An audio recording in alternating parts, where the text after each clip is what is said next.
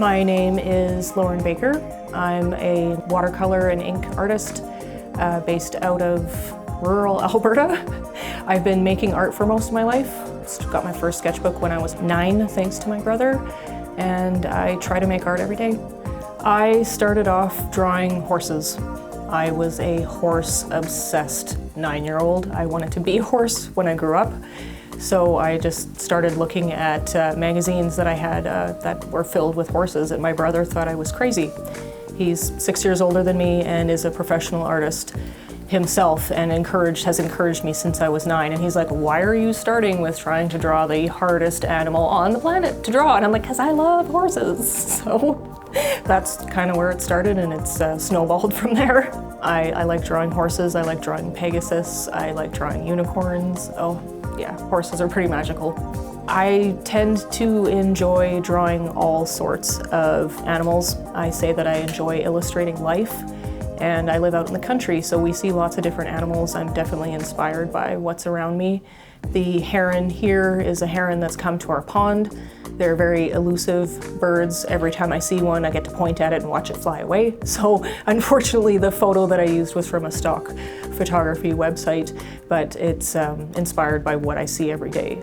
Sometimes when I pick a subject, it's primarily just for practice, and I spent a period of time wanting to practice how light filters through the water and you get that underwater dappling effect, or that atmosphere that's created through looking through water.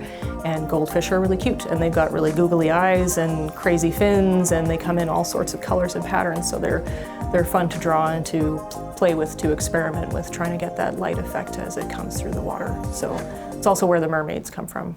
My brother, he is 6 years older than me.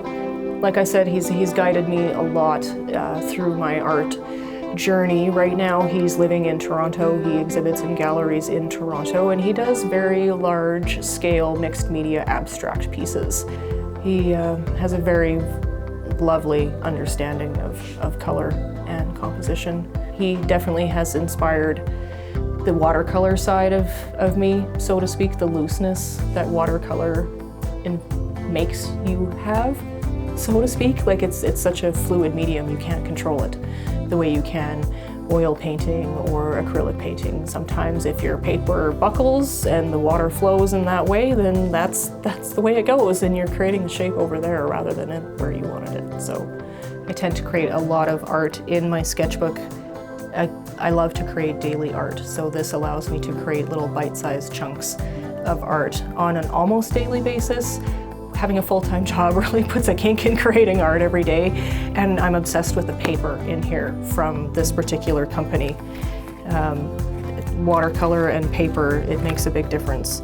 So I like to work in a credit card size format that again gives me, it's about an hour or less to do one of these from start to finish, including the sketch from scratch. This is a character called The Shadow out of an old radio program. My dad was obsessed with it. Whenever I was a kid, if I asked him what the answer was or who knows this, he would say The Shadow knows and do this mysterious laugh and cackle and then like run off somewhere. So I found some ink at my mother-in-law's house that is this lovely brown ink that you literally can paint with like watercolor. This is one of my favorites that I've done in the walnut ink. What would happen if a fox found a mouse, and how would it be? I titled it Hello, and you know, the mouse is probably cursing in its head of like, ooh, let's run away kind of idea. And then my day job is working in an optometrist's office. I do the pre-testing. I'm that person that blows the air in your eye before you see the optometrist, but I also get to take pictures of people's eyes. So I get to look at magnified views of people's irises all day, and I get to look inside their eyes at the surface interior photos. So this was a little sketch that I actually did for my boss, where I did a full-size painting of the faux raptor that you look for with a moth. I have every single sketchbook that I've ever owned in my life since I was 9. So I've probably got over 20, 25 sketchbooks kicking around. They're in the cedar chest. They were not on our bug out list last year when all the fires were burning around. I put art supplies and the most current sketchbook on my bug out list, but not all of them. So had our house burned down, I would have lost an archive of artwork. And my old squirrely childhood grading of myself on every single image, where I was like, no, a square means this, and you need to improve here. And my dad was a university professor, so he was very much a, where's that other 5%? Some of the sketches that are in here are prep for larger pieces.